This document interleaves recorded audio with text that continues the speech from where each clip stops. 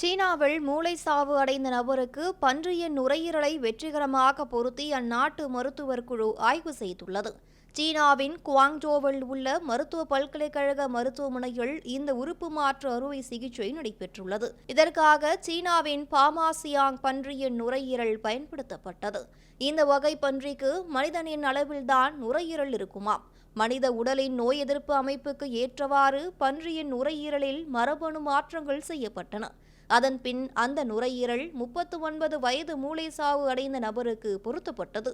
பன்றியின் நுரையீரல் சோதனை அடிப்படையில் அவருக்கு பொருத்தப்பட்டது. இது 9 நாட்கள் இயங்கியது. ஆரம்பத்தில் சகஜமாக இருந்த பன்றியின் நுரையீரல் பின்னர் பல பிரச்சனைகளை ஏற்படுத்தியதாம். 3 முதல் 6 நாட்களில் நோய் எதிர்ப்பு திசு சேதமடைந்தது. 9 நாட்களுடன் சோதனை நிறுத்தப்பட்டது.